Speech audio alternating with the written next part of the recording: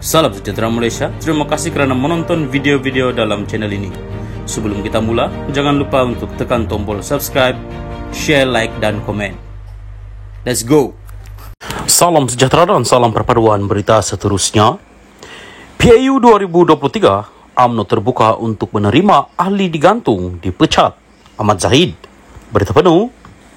Presiden UMNO Datuk Seri Ahmad Zahid Hamidi memaklumkan parti itu sentiasa terbuka menerima kembali ahlinya yang sebelum digantung atau dipecat. Malah katanya, UMNO telah mengambil maklum semua saranan ahlinya untuk meneliti semua rayuan tersebut. Namun perkara itu akan diputuskan oleh Majlis Kerja Tertinggi MKT kelak. Lazimnya laporan dari lembaga disiplin untuk menyokong atau ditolak dibawa kepada jawatan pengurusan dan akan dibawa ke MKT. Hanya MKT yang boleh buat keputusan muktamad mengenai apa juga keputusan untuk tindakan disiplin, sama ada diadakan dalam bentuk beri amaran, gantung atau pecat, katanya pada sidang akbar di Pusat Dagangan Dunia WTC di sini hari ini. Terdahulu, bekas ahli MKT Datuk Seri Tajuddin Abdul Rahman telah membuat rayuan sebanyak 3 kali supaya penggantungannya ditarik balik, sekaligus membenarkan beliau untuk membantu pada kempen pilihan raya negeri PRN akan datang. Antara lain yang turut digantung juga adalah Syahrilis Saifuddin Hamdan, merupakan bekas naib ketua pemuda UMNO yang sebelum ini dilaporkan beliau tidak akan membuat rayuan berhubung penggantungannya itu. Salam sejahtera dan salam perpaduan kepada seluruh rakyat Malaysia. Berita seterusnya, tarik balik Tun Dr. Mahathir jika dia terus serang Raja-Raja Melayu. Berita penuh. RSN Raya Pakatan Harapan Jelutong mahu kerajaan untuk mempertimbangkan untuk menarik balik darjah kebesaran Seri Maharaja Mangku Negara SMN yang dikaruniakan kepada Dr. Mahathir Mohamad jika dia terus menyerang Raja-Raja Melayu.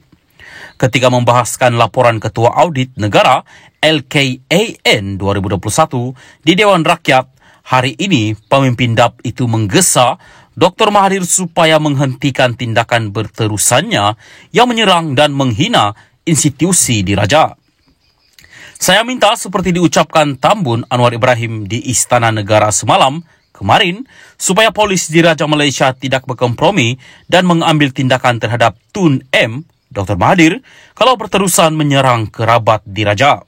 Saya juga minta kerajaan pertimbangkan supaya gelaran Tun beliau ditarik balik kalau beliau masih lagi meneruskan serangan-serangan ini, kata pemimpin DAP itu. Raya mendakwa menerusi proklamasi orang Melayu yang dicanang oleh Dr. Mahathir, berkemungkinan bekas Perdana Menteri itu akan bekerjasama dengan pengerusi Perikatan Nasional PN Muhyiddin Yassin, PN Pago, yang sebelum ini telah mengkhianatinya. Menurut Raya, kedua-dua mereka cuba menghancurkan negara dengan tidak membenarkan Anwar melaksanakan tugasnya. Pada 3 Jun lalu, Malaysia kini melaporkan bahawa kertas siasatan ke atas Mahathir berhubung isu dia didakwa menghina institusi raja sudah disiapkan.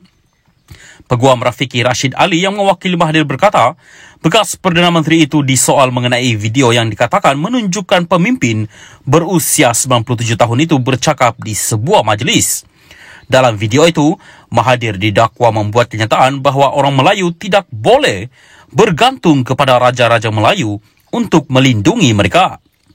Mahathir juga mendakwa bahawa Raja-Raja Melayu telah menyerahkan negeri mereka semasa zaman penjajahan British untuk kekal berkuasa dan untuk gelaran raja. Mahathir disoal siasat oleh polis di bawah Seksyen 124B Kanun Keseksaan atas dakwaan aktiviti yang memudaratkan demokrasi berparlimen. Salam sejahtera dan salam perpaduan berita seterusnya. SPRM percaya Jolo sedang bersembunyi di Macau. Berita penuh. SPRM dilaporkan berkata Suruhanjaya itu percaya usahawan Malaysia Lotek Jo yang menjadi buruan tersebut sedang bersembunyi di Macau. Menurut laporan Al Jazeera hari ini, SPRM dipetik dalam jawapan bertulis sebagai berkata bahawa ini disahkan oleh beberapa individu yang pernah melihat Jolo di Macau. SPRM percaya individu-individu yang dikehendaki untuk kes One Malaysia Development Berhad, 1MDB, terutamanya Jolo, sedang bersembunyi di Makau, lapor Al Jazeera. Menurut laporan itu, pendedahan tersebut dibuat hanya beberapa minggu selepas penahanan suspek 1MDB yang agak tidak dikenali, Kek Kok Thiam. Pada 3 Mei, Ki yang difahamkan adalah pembantu Lo ditahan ketika tiba di lapangan terbang antarabangsa Kuala Lumpur.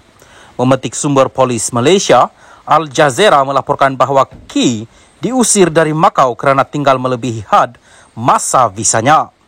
Selepas dirakamkan kenyataannya, SPRM membebaskan Ki dan berkata bahawa tiada pertuduhan dikenakan terhadapnya buat masa ini. Putrajaya, kata SPRM, tidak menerima sebarang makluman daripada Makau mengenai pengusiran Ki, tetapi dipetik sebagai berkata bahawa mereka menyadari bahawa Ki dihantar pulang dari Makau berdasarkan rangkaian perisikan. Kertas siasatan itu tertumpu kepada aset milik Ki Kok Thiam di Singapura dan telah disiapkan dan diserahkan kepada pejabat peguam negara untuk tindakan seterusnya, kata seorang pegawai. Rangkaian berita yang berpangkalan di Doha itu menambah bahawa SPRM memaklumkan bahawa ia telah mengumpulkan risikan sejak kerajaan mengeluarkan larangan perjalanan terhadap beberapa suspek 1MDB, termasuk Ki. SPRM berkata, ini berlaku sejurus selepas pilihan raya 2018. Perdana Menteri ketika itu, Najib Razak, dan Parti UMNO yang diterajuinya mengalami kekalahan teruk dan ditumbangkan selepas lebih 60 tahun berkuasa. Najib sedang menjalani hukuman penjara 12 tahun berhubung kes rasuah membabitkan penyelewengan RM42 juta dana daripada SRC International yang pernah menjadi anak syarikat 1MDB.